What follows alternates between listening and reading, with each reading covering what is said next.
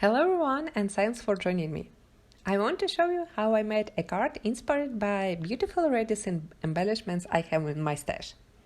It was the first time when I tried these bubbles on a black cardstock and I simply adore them. I decided to make a whole black card and use as many bubbles as I can.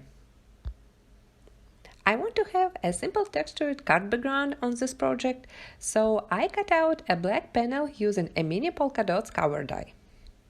Most of the paper dots remain on the plate and I only need to remove a couple of them. I'm going to attach this panel on a black card base. I made it from the same black cardstock and these two pieces will create a one black textured background. Next, I need to cut out a frame for the bubbles. I'm going to use a nesting oval die set. I have separated those dies, but I still can cut out oval frames. I cut out the frame from the black cardstock and I used the largest die from the set to cut out an oval panel. Now I can decorate the frame with bubbles. I'm going to use a grid on my glass mat to adhere those bubbles symmetrically. At first I put the biggest bubbles and I attach them on the top and bottom, on the left and right side of my frame. After that I can easily add smaller bubbles and in the same way I'm going to attach the rest of the bubbles.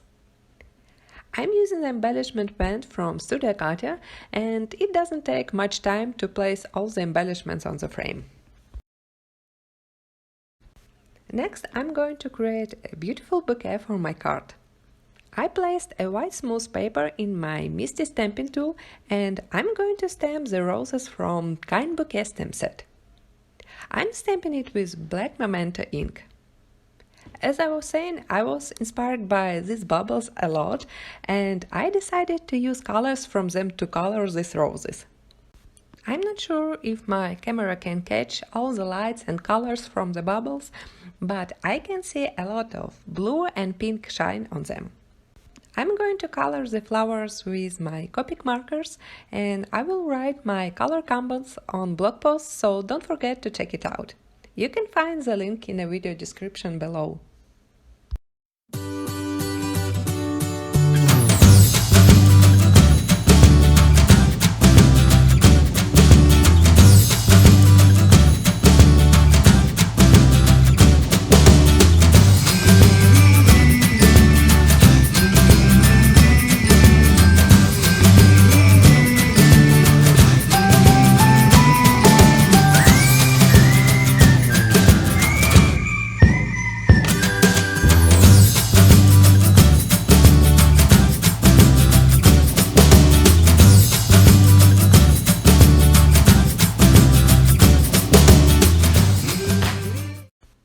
After my coloring was done, I'm going to cut out my floral bouquet with a coordinating die.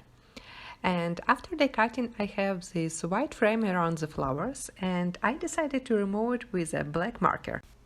And my colored flower bouquet will look like I colored it directly on a black cardstock.